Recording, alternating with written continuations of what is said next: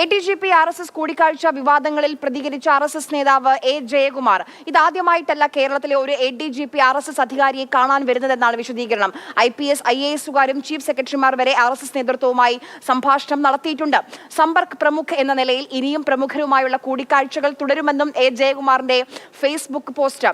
ADGP RSS general secretary Dattatreya Hosabale കൂടിക്കാഴ്ചയ്ക്ക് കളമൊരുക്കിയത് A. Jayakumar ആണെന്നായിരുന്നു പുറത്തുവന്ന വിവരം.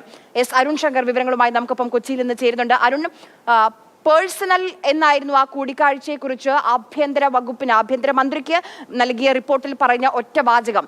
ഇത് പേഴ്സണൽ അല്ല, പ്രമുഖരുമായുള്ള കൂടിക്കാഴ്ച എന്ന് തന്നെയാണോ ഈ വിശദീകരണത്തിൽ നിന്ന് വായിച്ചെടുക്കേണ്ടത്? തീർച്ചയായിട്ടും കേരളത്തിൽ ഇപ്പോൾ ഏറ്റവും ചൂടേറിയ രാഷ്ട്രീയ ചർച്ച എന്ന് പറയുന്നത് കേരളത്തിന്റെ ക്രമസമാധാന ചുമതലയുള്ള ADGP MR അജിത് കുമാറും അതോടൊപ്പം തന്നെ രാജ്യത്തെ പ്രമുഖ സംഘടനയായ RSSന്റെ ജനറൽ സെക്രട്ടറി രണ്ടാമൻ എന്ന് വിശേഷിപ്പിക്കുന്നത് ദത്താത്രേയ ഹൊസബുള്ളയുമായി നടത്തിയ കൂടിക്കാഴ്ചയാണ്. ഈ കൂടിക്കാഴ്ചയെ ചുറ്റിപ്പറ്റിയുള്ള ചർച്ചകൾ മുന്നണിക്കകത്തും, അതായത് ഭരണമുന്നണിക്കകത്തും പുറത്തും പ്രതിപക്ഷത്തിനും നടക്കുന്നുണ്ട്.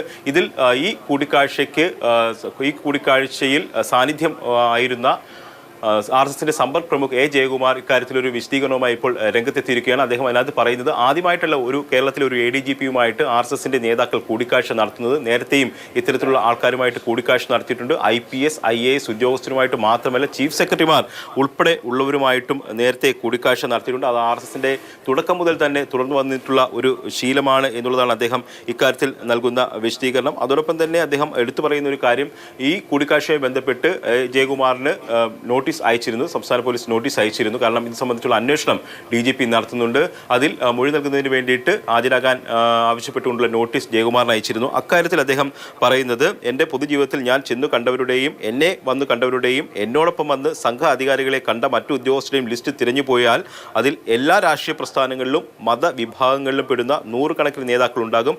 അതിനൊക്കെ എനിക്ക് നോട്ടീസ് അയക്കാൻ തുടങ്ങിയാൽ ഇതിനായി ഒരു പുതിയ ഡിപ്പാർട്ട്മെന്റ് സർക്കാർ ആരംഭിക്കേണ്ടി വരുമെന്നുള്ളൊരു പരിഹാസവും അദ്ദേഹം ഈ പോസ്റ്റിൽ ഉൾപ്പെടുത്തിയിട്ടുണ്ട്. അതോടൊപ്പം തന്നെ രണ്ട് പ്രധാനപ്പെട്ട കാര്യങ്ങൾ അദ്ദേഹം ഹൈലൈറ്റ് ചെയ്തിട്ടുണ്ട്. അത് ഇവയാണ്: സമ്പർക്ക് പ്രമുഖ് എന്ന നിലയിൽ ഇനിയും പ്രമുഖരുമായുള്ള കൂടിക്കാഴ്ചകൾ തുടരും. രണ്ടാമത്, നോട്ടീസ് കിട്ടിയാലും ഇല്ലെങ്കിലും കൂടിക്കാഴ്ചകളിലെ അന്തസാരം വഴിയെ ജനങ്ങൾക്ക് ബോധ്യപ്പെടുമെന്നും പറഞ്ഞുകൊണ്ടാണ് അദ്ദേഹത്തിന്റെ ഫേസ്ബുക്ക് പോസ്റ്റ് അവസാനിപ്പിച്ചിരിക്കുന്നത്. അതോടൊപ്പം തന്നെ ഒരു കാര്യത്തിൽ വ്യക്തത വരുത്താൻ അദ്ദേഹം തയ്യാറായിട്ടില്ല. അതായത് നോട്ടീസ് കിട്ടിയിട്ടുണ്ടെങ്കിൽ ആ നോട്ടീസിന്റെ അടിസ്ഥാനത്തിൽ മൊഴി നൽകാൻ DGP മുമ്പിൽ ഹാജരാകുമെന്നുള്ള കാര്യത്തിൽ അദ്ദേഹം വ്യക്തത വരുത്തിയിട്ടില്ല.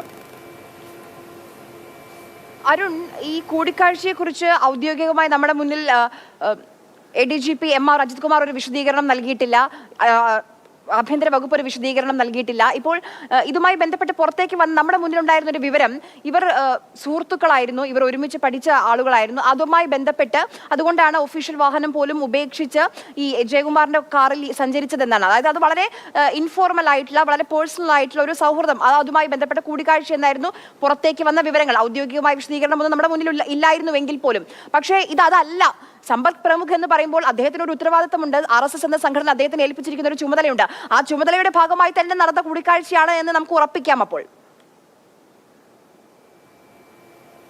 തീർച്ചയായിട്ടും അതായത് ആര്യ പറഞ്ഞതുപോലെ തന്നെ നേരത്തെ ADGP പറഞ്ഞിരുന്നത് വ്യക്തിപരമായിട്ട് അല്ലെങ്കിൽ സൗഹൃദത്തിന്റെ പേരിൽ നടത്തിയ കൂടിക്കാഴ്ചയാണ് എന്നുള്ളതാണ്. എന്നാൽ ഈ സൗഹൃദം സംബന്ധിച്ചുള്ള ഒരു കാര്യവും ജയകുമാർ ഈ പോസ്റ്റിൽ പറയുന്നില്ല. അതായത് MR അജിത് കുമാറുമായിട്ട് തനിക്ക് വ്യക്തിബന്ധം ഉണ്ടായിരുന്നു, അല്ലെങ്കിൽ സൗഹൃദം ഉണ്ടായിരുന്നു, അതിന്റെ പേരിലാണ് അജിത് കുമാറിനെ വിളിച്ചുകൊണ്ട് ദത്താത്രേയ ഹൊസബുള്ളയുടെ അടുത്തേക്ക് പോയത് എന്നുള്ള കാര്യം ഇവിടെ എങ്ങും പറയുന്നില്ല. അദ്ദേഹം പറഞ്ഞു വെക്കുന്നത് ഇത്തരത്തിലുള്ള കൂടിക്കാഴ്ചകൾ നേരത്തെയും നടന്നിട്ടുണ്ട്, അത് അദ്ദേഹത്തിന്റെ ഉത്തരവാദിത്വമാണ്, സമ്പർക്ക് പ്രമുഖ എന്ന രീതിയിലുള്ള ഉത്തരവാദിത്വമാണ് സമൂഹത്തിന്റെ വിവിധ മേഖലയിലുള്ള ആൾക്കാരെ RSSുമായിട്ട് ഒരു സമ്പർക്കത്തിൽ കൊണ്ടുവരിക എന്നുള്ളത്.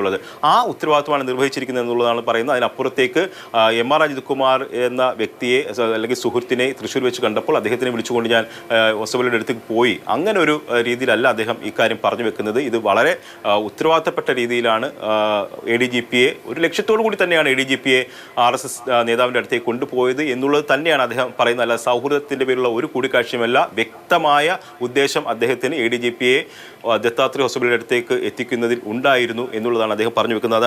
അതാണ് ആദ്യത്തെ ഖണ്ഡിക, ഈ പോസ്റ്റിന്റെ ആദ്യത്തെ ഖണ്ഡിക. രണ്ടാമത്തെ ഖണ്ഡിക സൂചിപ്പിക്കുന്നത് രാഷ്ട്രീയ സ്വയം സേവക സംഘത്തിലെ മുതിർന്ന അധികാരികളെ പൊതുപ്രവർത്തകരും ഉദ്യോഗസ്ഥരും അനൗപചാരികമായി കാണുന്നതും ആശയങ്ങൾ പങ്കിടുന്നതും സംശയങ്ങൾ ദൂരീകരിക്കുന്നതും 1925 RSS തുടങ്ങിയ കാലം മുതലുള്ള ഒരു സംവിധാനമാണ് എന്ന് പറഞ്ഞുകൊണ്ടാണ് അദ്ദേഹം ബാക്കി കാര്യങ്ങൾ പറയുന്നത്. എന്നിട്ടാണ് പറയുന്നത് ഒരു ADGP മാത്രമല്ല RSS നേതൃത്വമായി കൂടിക്കാഴ്ച നടത്തിയിട്ടുള്ള IPS IAS ഉദ്യോഗസ്ഥരും അതോടൊപ്പം തന്നെ ചീഫ് സെക്രട്ടറിമാർ വരെ, അത് മാത്രമല്ല മത മേലധ്യക്ഷന്മാർ, മറ്റ് പൊതു ഇടങ്ങളിലുള്ള ആൾക്കാരൊക്കെ തന്നെ RSS നേതൃത്വമായിട്ട് കൂടിക്കാഴ്ച നടത്തിയിട്ടുള്ളത്. അതായത് RSS തുടർന്ന് വരുന്ന ഒരു പ്രക്രിയയുടെ ഭാഗമായിട്ടാണ് ADGP MR Ajith Kumar RSS general secretary Dattashri ഹൊസബലയുമായിട്ട് കൂടിക്കാഴ്ച നടത്തിയതെന്ന് ഒരു സംശയത്തിനും ഇടയില്ലാതെ അദ്ദേഹം എന്തായാലും ഇനി വ്യക്തിപരമായ കൂടിക്കാഴ്ച, സൗഹൃദം എന്നൊക്കെ പറഞ്ഞ് നിർത്താൻ കഴിയില്ല. അതുമായി ബന്ധപ്പെട്ട ഔദ്യോഗികമായ ഈ കൂടിക്കാഴ്ച സംബന്ധിച്ചൊരു വിശദീകരണം വരുന്നുണ്ട്. അപ്പോൾ ഇനി മറുപടി പറഞ്ഞേ തീരൂ എന്ന നിലയിലേക്ക് കാര്യങ്ങൾ എത്തിയിരിക്കുകയാണ്.